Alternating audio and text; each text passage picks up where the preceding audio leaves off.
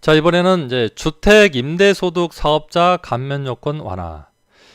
자, 우리 주택 임대소득이 지금 현재 2천만 원까지는 2018년까지는 비과세 해주고, 2천만 원이 초과된 사람은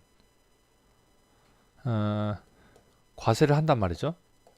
근데 2천만 원의 비과세는 2019년부터는 없어집니다. 다 세금을 내야 돼요. 자, 그런데 내가 임대소득 사업자로 제대로 신고를 한다, 사업자 등록도 하고 그렇다 그러면 세금을 깎아주겠다라는 이야기인데요. 자, 임대소득세를 깎아주는 소득세, 법인세, 임대소득을 하면 깎아주는 조건이 결론적으로 이야기하면 예전에는 집을 3개 이상 임대를 했어야 되는데 앞으로는 하나 이상만 임대를 해도 그 임대소득에 대한 세금을 깎아주겠다는 겁니다. 요건은 임대사업자 등록을 해야 되고 85제곱미터 전용면적 국민주택 규모 기준시가 6억 이하 4년 이상 준공공은 8년 이상 임대를 해야 됩니다. 그래서 요건이 되면은 한 채 이상이라도 임대를 해서 소득이 나오면 이 소득에 대한 세금 중 30%, 4년 이상은 30%, 8년 이상 가지고 있는 경우는 75%까지 깎아주겠다라는 겁니다. 그래서 한 채 이상 임대를 해도 최대 많이 깎아주겠다. 자, 이런 내용입니다. 다음은 2018년부터고요. 다음은 준공공주택 임대에 대한 양도세 감면. 자, 이건 어떤 거냐면 지금 앞서하고 좀 연관된 내용인데요. 자, 내가 주택을 사업자 등록을 하고 8년 이상 임대를 할 사람이다. 그러면 이게 임대소득세를 깎아줬죠. 임대소득세. 그런데 준공공임대주택이라고 되어 있습니다. 자, 준공공임대주택은 이걸 팔았을 때 이건 보유했을 때 임대소득을 깎아주겠다는 거고, 그러면 내가 이걸 오랫동안 임대를 하다가 매각하면 그것도 혜택을 좀 줘라 라는 건데, 그게 이겁니다. 세금 100%를 깎아주겠다는, 양도세, 팔아서 남는 차액에 100%를 깎아주겠다는 건데, 그 임대주택을 요건이 국민주택 이하의 주택이고요. 2015년 1월 1일 이후 취득해서 3개월 이내에 등록을 해야 됩니다. 그리고 10년 이상 계속 임대를 한 경우, 이러면 나중에 10년 이상 임대를 하다가 매매를 했다, 매각 차액이 얼마가 발생을 했다, 그러면 세금 100%를 깎아주겠다 이겁니다. 자, 고민스럽죠? 이 정도의 혜택을 주면 임대를 했을 때 또 매각을 했을 때 어차피 부동산은 취득을 하고 임대 수익 받다가 파는 건데, 임대할 때도 세금 30%에서 80% 깎아주고, 팔았을 때도 세금 요건이 되면 100% 깎아주면 어떤 게 낫지? 한번 전문가와 상의를 해보실 필요가 있습니다. 자, 그래서 준공공 임대주택은 양도세 감면 적용 기간을 2017년에서 2020년까지 늘렸다라는 거. 자, 이때 등록을 하면 향후에 팔았을 때 양도세 감면 100% 해준다는 이야기입니다. 자, 이게 특이한 게 좀 하나 나왔습니다. 앞서 어린이집, 영유아 보육법에 대한 어린이집은 이 어린이집에 기부를 하면 기부금 공제를 해준다라는 내용도 있었고요. 두 번째는 가정 어린이집 있죠. 아파트 1층에 어린이집을 한다. 그러면 이것도요. 현재는 자, 내 집이 있어요. 그리고 내가 어린이집을 하나 아파트 1층에서 운영을 해요. 그럼 이것도요. 주택에 해당이 됩니다. 주택. 그래서 내 집을 팔려고 하면 어린이집이 있기 때문에 1가구 2주택이 돼버려요. 그런데 이렇게 해서는 안 되겠다라고 지금 법을 바꾸겠다는 겁니다. 어떻게 했냐면 얘는 집이 아닌 걸로 봐주자. 그래야 내 집 팔 때 세금을 안 낼 거 아니냐라는 건데, 세대원이 5년 이상 운영한 가정 어린이집, 얘가 5년 이상 운영한 어린이집을 가지고 있는 상태에서 내 집을 팔았다 그러면 어린이집은 없는 걸로 보자 라는 겁니다. 그래서 어린이집 하시는 분들은 이제 조금 이걸 유념 있게 알아두셔야 되겠네요. 그죠? 어린이집은 5년 이상 운영을 해라. 그리고 나서 내 집을 팔면 세금이 없다. 자, 이렇게 되네요. 자, 어린이집과 관련된 내용들을 한번 살펴봤습니다. 자, 민간 어린이집과 형평을 감안해서 했다는 거고요. 자, 다음은 이제 농어촌 고양주택에 대한 과세 특례입니다. 자, 세부 내용들은 이제 전문가를 통해서 상의를 해보시고요. 농어촌이나 고향에 집 샀다. 서울 사람이. 그러죠?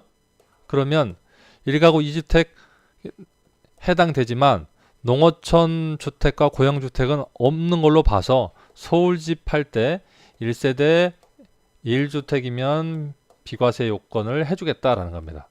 그래서 농어촌과 고향에 집 사라 이런데, 뭐 요건은 3년 이상 보유한 농어촌 주택이고요. 기준시가 2억 이하, 한옥은 4억 이하, 그리고 인구 20만 이하의 시도, 고향주택은 뭐 10년 이상 거주한 20만 이하의 시지역입니다.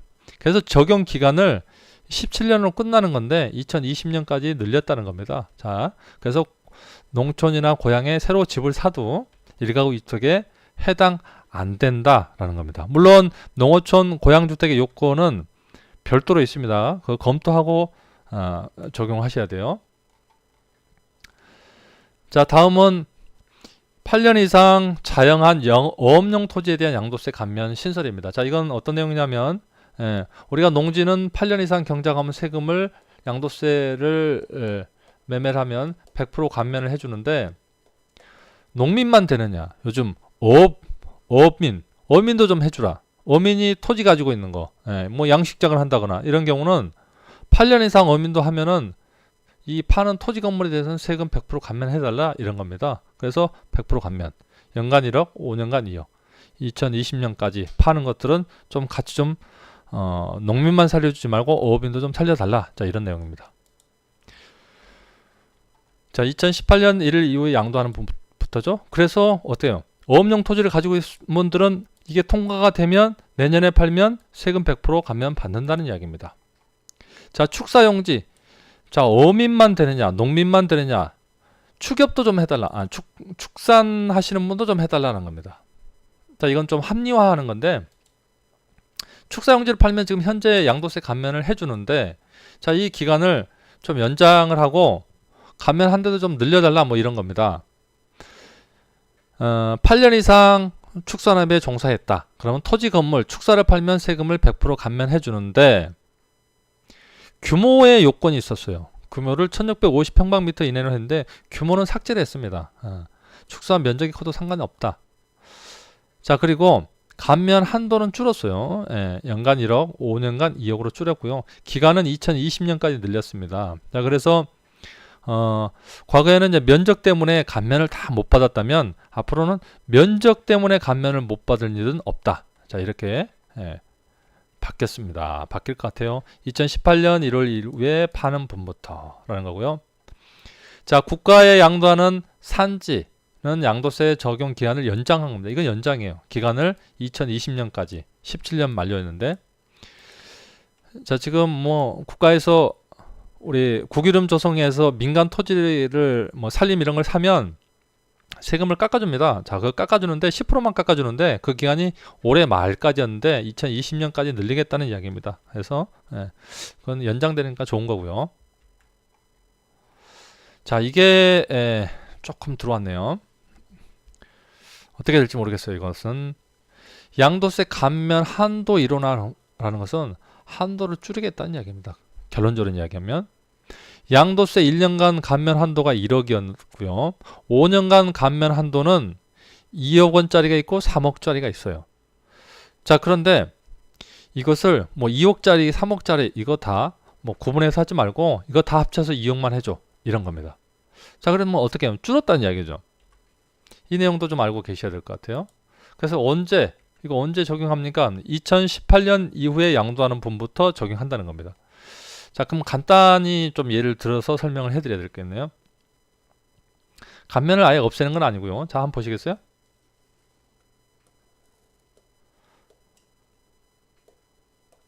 자, 내가 원래 하나 더 해야 돼요.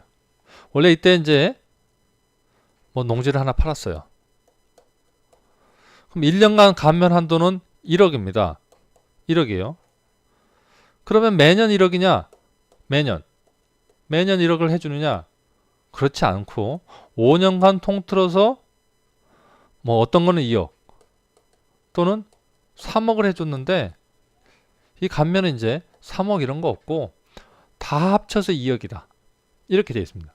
그러면 농지를 올해 팔아서 1억 감면 받고 내년에 팔아서 가령 1억을 감면을 받으면 앞으로 3년간 파는 것들, 그 위에 3년에 파는 것들은 2억 한도를 이미 써먹었기 때문에 세금은 다 내야 된다는, 감면이 없다는 겁니다.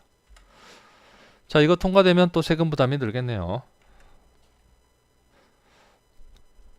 자, 개발제한구역 내 토지 양도세 감면 정비. 자, 이건 뭐냐면 개발제한구역, 개발이 잘 안 되는 지역에 있는 토지를 팔면 세금을 깎아줬는데 그 감면율을 축소, 덜 깎아준다는 이야기하고 적용 기간을 연장해줬습니다. 당분간 채찍이 있네요. 개발제한구역, 잘 개발 안 되는 지역인데 양도세를 매수 청구, 협의 매수로 양도한 경우, 뭐 지금 이제 국가나 뭐 단체에 넘기면은 세금을 40% 깎아줬는데 지금은 30% 줄인다. 또 25% 깎아주는 것도 있었는데 이것도 20% 줄인다. 다만 올해 만료가 됐는데 2020년까지 늘리겠다. 자, 그래서 이걸 이제 보상 수준이 많이 높아졌기 때문에 세금은 덜 깎아줘도 된다, 이런 이야기네요. 자, 다음은 환산가액 적용 시 가산세 신설. 자, 이거 굉장히 아주 중요하다고 할까요? 네. 자, 이건 어떤 거냐면, 자, 양도세를 계산할 때 매매 금액하고 취득 금액을 가지고 계산을 하는데, 이 차익을 가지고 계산하는데, 취득가액을 내가 구입을 하거나 그러면 나오는데 내가 신축을 했단 말이에요. 내가 신축을 했어요. 그런데 신축한데 얼마인지 몰라요. 이 금액을 얼마인지 모른다. 그러면 이 환산을 할 수가 있습니다. 취득가액을. 그런데 이 환산을 하면 실제 내가 취득했을 때 5억이 들었는데 환산을 하면, 환산이라는 것은 어떤 숫자로 이렇게 구해내는 거기 때문에 10억이 나와버릴 수가 있어요. 그러면 취득가액을 모르니까 환산가액을 적용한다라고 돼 있어요. 그러면 환산가액 10억을 적용하면 부당한 이익을 보는 경우들이 생기는 겁니다. 자, 그래서 이런 걸 그냥 방치해두기는 어렵다. 이렇게 실제 취득가액을 모른다라고 떼쓰는 사람한테는 환산을 적용을 했다라고 하면 가산세를 좀 붙이자라는 겁니다. 과산세. 그런 내용이에요. 그래서 환산 취득가액을 적용할 때 가산세를 부과하는데 건물 신축하고 5년 내에 파는 사람은 해당이 되는 거고, 건물분의 5%, 환산가액의 5%의 가산세를 붙이자. 가령 환산해서 10억이 나왔다. 그러면 5%의 가산세. 10%면 얼마죠? 1억. 5%면 얼마입니까? 5천만 원. 와, 가산세 엄청 센데요. 자, 억울한 경우는 어떤 경우가 생기냐면, 내가 건물을 10억에 실제로 지었어요. 그런데 이 계약서나 이런 걸 못 찾겠어요. 얼마에 못 찾겠어요. 그러면 어떻게 해요? 10억으로 계산이 되지만 가산세까지 물어야 되는 희한한 경우가 생기는 겁니다. 여기서 주의할 거, 환산해서 10억이 나와서 5% 가산세를 물지 않으려면 어떻게 하면 돼요? 신축하고 5년 이내에 팔면 안 된다는 이야기예요. 그죠? 예. 아마 이거 몰라서 신축하고 5년 내에 파는 사람 많을 겁니다. 예. 자, 그래서 신축과 관련돼서 이런 건물들을 팔 때 부과되는 가산세를 한번 살펴봤습니다. 2018년 1월 이후 양도하는 분부터 적용합니다. 그래서 자기 건물 지어서 파시는 분들 이거 알까요? 모를 것 같은데. 그리고 지금 어때요? 적용 기간이 2018년이잖아요? 양도하는 분부터. 만약 지금 계약을 하고 내년에 잔금인 사람은 어때요? 중도금 건물을 신축해서 팔다. 5년이 안 됐다 그러면 가산세 물어야 됩니다. 지금 계약을 이미 해서 계약 파기할 수도 없어요. 뭐 끔찍한 일이 되네요. 네. 자, 마지막으로 이 가산세 제도의 합리화. 이건 뭐냐면 우리 기본적으로 양도세는 예정 신고라고 2달 내에 신고를 해야 되죠. 근데 신고를 못 했어요? 그러면 다음 연도 5월 달에 다시 신고하라고 나옵니다. 근데 2월 달에 신고를 못한 사람이 다음 연도 5월 달 종합소득세 신고할 때 신고를 하면 가산세를 몇 프로 붙일 거냐 이런 이야기였습니다. 그런데 자, 그 내용을 볼게요.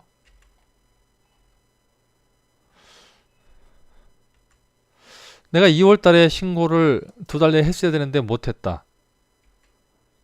자, 그런데 다음 5월 달에 자진해서 신고를 해줬다. 이게 확정신고 기간이라 합니다. 그러면 세금 가산세가 신고를 안 하면 40%인데요. 이 많은 가산세를 다 붙일 거냐? 그렇지 말고 50%를 좀 깎아줘라. 예정신고 때 못하고 확정신고 때 신고를 하면 가산세 50% 좀 깎아주라. 자, 이런 이야기입니다. 자, 왜냐면 자기가 자진해서 신고를 했어요. 5월 달에. 그러면 좀 깎아줘야 되지 않느냐라는 겁니다. 너무 많다라는 거예요.